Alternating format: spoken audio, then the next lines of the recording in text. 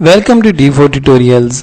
आज की इस वीडियो में हम PHP को स्टार्ट करेंगे, PHP के इंट्रोडक्शन के बारे में देखेंगे और PHP का एक बेसिक प्रोग्राम हम चला कर देखेंगे। तो आपने ये वीडियो पूरी देखनी है। अगर अभी तक आपने चैनल को सब्सक्राइब नहीं किया तो सब्सक्राइब करके बेल आइकन प्रेस ज़रूर करें ताकि आपको और हमारा एक स्ट्रॉन्ग रिलेशन कायम हो सके और आपको मज़ीद अपलोड होने वाली वीडियोज़ की नोटिफिकेशन मिल सके। PHP आपने कई जगह पर PHP का नाम सुना होगा। यकीन अगर आप PHP सीखने आए हैं तो आपने PHP का नाम बहुत सी जगहों पे पहले सुना होगा। PHP वेब डेवलपमेंट की एक बहुत ही फेमस लैंग्वेज है जिसमें हम अपनी वेबसाइट्स डेवलप करते हैं। PHP अकेले काम नहीं करती, इसके साथ और भी हम लैंग्वेजेस हैं जो कि हम यूज़ करते हैं। जिस तरीके से हम HTML, CSS, जावास्क्रिप्ट ये सारी चीज़ें ना हम यूज़ करते हैं जो कि PHP के साथ मिलकर बहुत फिट तरीके से हमारी रिक्वायरमेंट्स को पूरा करती हैं। लेकिन अगर हम PHP की बात करें तो PHP भी वेब डेवलपमेंट के कोड्स लिखने के लिए हमारे लिए हम इसे इस्तेमाल करते हैं। और PHP stands for PHP hypertext pre processor. ये जो पहला P है ये अगेन PHP के लिए स्टैंड करता है और HP स्टैंड करता है हाइपरटेक्स्ट प्री प्रोसेसर के लिए। बहुत ज़्यादा यूज्ड हो रही है आजकल PHP, बहुत ज़्यादा लोग बहुत ज़्यादा से यूज़ कर रहे हैं। PHP के अलावा एक और भी लैंग्वेज है जिसे हम बोलते हैं ASP, और ASP में भी वेबसाइट्स बन जाती हैं। लेकिन PHP को ज़्यादातर लोग ज़्यादा प्रेफर करते हैं क्योंकि ये ज़रा ज़्यादा यूज़र फ्रेंडली है और इसमें कोडिंग वगैरह लिखना ज़्यादा आसान है। ये एक अलग बात है कि कुछ लोग हैं जो कि ASP को ज़्यादा प्रेफर करते हैं, लेकिन PHP बहुत ज़्यादा यूज़र फ्रेंडली और बहुत ज़्यादा ईजी टू लर्न लैंग्वेज है। ओपन सोर्स है, इसका जो कोड है वो आपको इजीली इधर उधर से मिल जाता है। आपने जस्ट उसी कोड को रीयूज़ करके अपनी रिक्वायरमेंट्स फुलफ़िल करनी होती हैं। और ये PHP एक स्क्रिप्टिंग लैंग्वेज है। और मज़े की बात यह है कि PHP के अंदर जो आप कोड लिखते हैं वो जब कोई यूज़र आपकी वेबसाइट ओपन करता है तो PHP का कोड उस यूज़र की वेबसाइट यूज़र के कंप्यूटर पर जाकर नहीं ओपन होता, बल्कि ये सर्वर जिस सर्वर पर आपकी वेबसाइट मौजूद होती है PHP का कोड उस सर्वर पर एग्जीक्यूट होता है। अब जिस तरह ये देखें ना, ये हमारे पास ये वेबसाइट और इसका अगर मैं कोड देखना चाहूँ तो मैं अगर कीबोर्ड से कंट्रोल और साथ साथ U की प्रेस करूँ तो ये देखें ये मुझे सारा कोड नज़र आ रहा है। ये कौन सा कोड मुझे नज़र आ रहा है? ये मुझे HTML भी नज़र आ रही है क्योंकि HTML क्लाइंट साइड लैंग्वेज है। और हमें जावास्क्रिप्ट का कोड भी नज़र आ रहा है, jQuery का भी और CSS का भी, क्योंकि ये सारे क्लाइंट साइड लैंग्वेज। अब ये देखें ना, ये क्लाइंट, मैं इस वक्त क्लाइंट हूँ क्योंकि मैंने वेबसाइट ओपन की हुई है। और ये देखें ना, ये यहाँ पर मुझे सारा कोड नज़र आ रहा है, HTML, CSS, जावास्क्रिप्ट, jQuery। लेकिन अगर यहाँ पर मैं देखना चाहूँ कि कहीं PHP का कोड, तो मुझे यहाँ पर कहीं भी PHP का कोड नज़र नहीं आ रहा। हालांकि इस वेबसाइट में PHP भी यूज़ हो रही है। इस वेब पेज की अगर मैं बात करूं तो इसमें PHP भी यूज़ हो रही है, लेकिन उसका कोड मुझे नज़र नहीं आ रहा है। ये देखें ना, नहीं आ रहा है यहाँ पर नज़र PHP का कोड। वजह क्या है कि PHP जो है ये सर्वर साइड लैंग्वेज है। तो ये अब मैं मिसाल के तौर पर होस्टिंगर की होस्टिंग यूज़ कर रहा हूँ, तो ये जो इस वेब पेज पे जो PHP का कोड यूज़ हो रहा है वो मेरी उस होस्टिंग वाले सर्वर से ही यहाँ पर एग्जीक्यूट होकर आ रहा है। तो ये होती है जी PHP। तो PHP जो है ये डिफरेंट प्लेटफॉर्म पर काम करती है, जिस तरह विंडोज़, लिनक्स, यूनिक्स और इस तरह के जो ऑपरेटिंग सिस्टम्स हैं इस तमाम के साथ कॉम्पेटिबल है। अगर हम PHP के सिंटेक्स की बात करें तो हम इस तरीके से PHP को स्टार्ट करते हैं और इस तरीके से हम PHP को क्लोज करते हैं, और इसके दरमियान जितना भी आप कोड लिखना चाहें वो आप कोड लिख सकते हैं। चलें, अब हम अपने पहले PHP के प्रोग्राम को एग्जीक्यूट करने की कोशिश करते हैं। याद रहे कि जब आप सिंपल HTML के वेब पेजेस बनाते थे तो जस्ट आप उस पर डबल क्लिक करते थे और वो आपके गूगल क्रोम या फायरफॉक्स वगैरह पे ओपन होकर आ जाते थे। लेकिन अगर आपने अपना वेब पेज PHP में बनाया हुआ है तो PHP में जो पेज है उसके लिए आपको लोकल सर्वर इंस्टॉल करना पड़ता है, और उसके लिए आप XAMPP इंस्टॉल कर सकते हैं। ये देखिए मैंने पहले से इंस्टॉल किया हुआ है। ये यहाँ पर अगर मैं आपको दिखाऊँ तो ये देखें ना, ये वाला XAMPP कंट्रोल पैनल के नाम से आ रहा है। अब ये आपने ना लाजमी इंस्टॉल करना है। जब ये आप इंस्टॉल करेंगे, मिसाल के तौर पर जिस तरह मैं अपनी बात करूँ तो मैंने लोकल डिस्क C में से इंस्टॉल किया हुआ है, तो ये इस तरीके से ना आपको इसका फोल्डर नज़र आ जाएगा। मैंने C में से इंस्टॉल किया हुआ है। तो ये देखें सी में ये यहाँ पर जैम्प के नाम से फोल्डर आ रहा है। अब मैं क्या करूँगा, मैं जैम्प के फोल्डर को खोलूँगा तो यहाँ पर मुझे और भी कई फोल्डर नज़र आएंगे, लेकिन मैंने फ़िलहाल इसकी कंट्रोल पैनल को चलाने की कोशिश करनी है, तभी मेरा PHP का कोड एग्जीक्यूट होगा।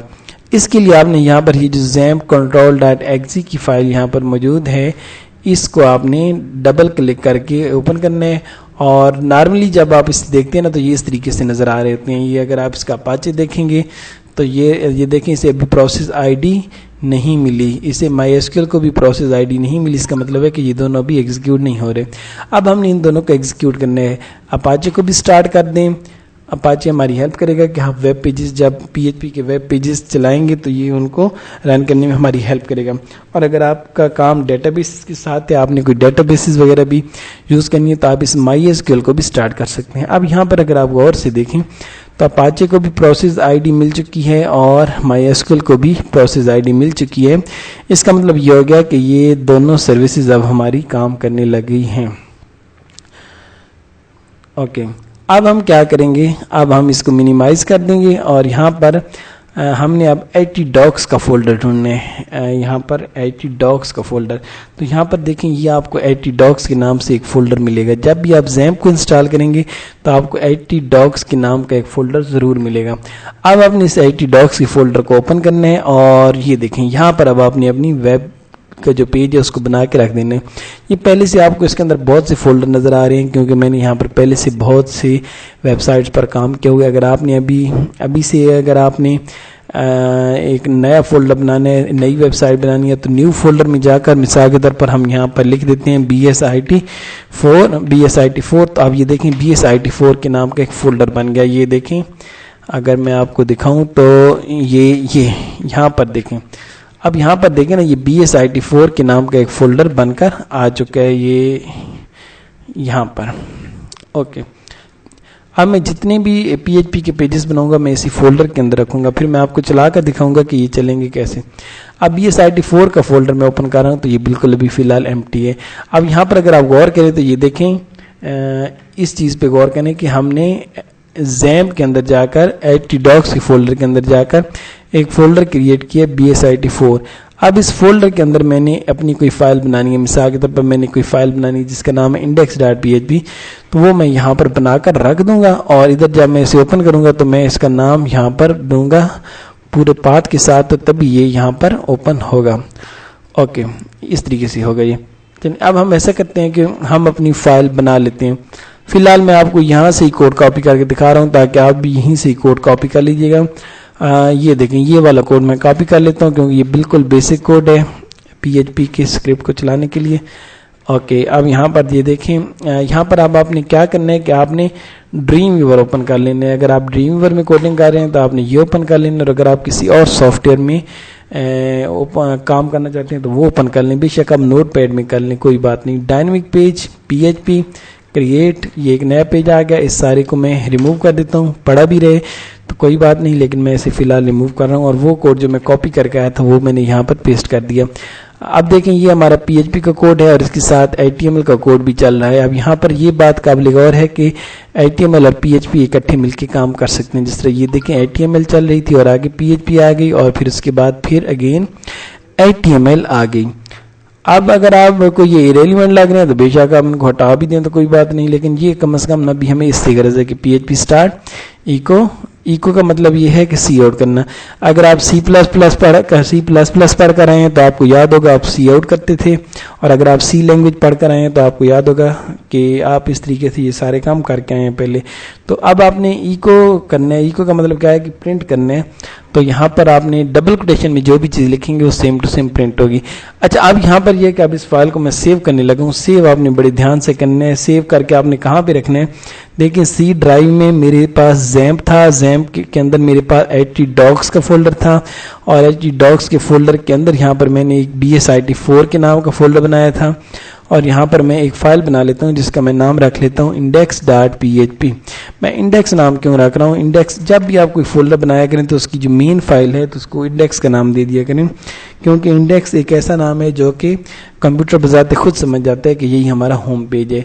बेशक आप कोई और नाम देना चाहें तो वो भी दे सकते हैं, लेकिन अगर आप कंप्यूटर को खुद ब खुद से समझाना चाहते हैं कि यही मेरा मेन पेज है तो आप उसको index.php का नाम दे दें। अब यहाँ पर मैंने सेव पे क्लिक कर दिया। अब यहाँ पर अगर आप जाकर देखें तो ये देखें ITdocs के अंदर BSIT4 के अंदर ये index.php नाम की एक फ़ाइल आ चुकी है। अब इसको हमने कैसे चलाना है? आप देखें नॉर्मली तो हम HTML की जब फाइल्स बनाते होते थे तो हम यहाँ पर ओपन विद गूगल क्रोम करते थे तो ये ओपन हो जाती थी, लेकिन यहाँ पर ये ओपन नहीं होने लगी। इसको ओपन करने के लिए आपने क्या करना है? आपने यहाँ पर आकर लिखना है लोकल होस्ट और लोकल होस्ट लिखने के बाद यहाँ पर आपने लिख देना है उस फोल्डर का नाम। ITdocs वाले फोल्डर का नाम आपने बिल्कुल नहीं लिखना, वो ये खुद ब खुद समझ जाते हैं। आपने उस फोल्डर का नाम लिखना है जो आपने बनाया है। तो मैंने बनाया था BSIT4 के नाम से एक फोल्डर बनाया था, और इस फोल्डर के अंदर मैंने कौन सी फाइल बनाई थी यहाँ पर मैंने स्लैश डालकर मेंशन करना है। BSIT4 के फोल्डर के अंदर मैंने एक फाइल बनाई थी जिसका नाम था index.php।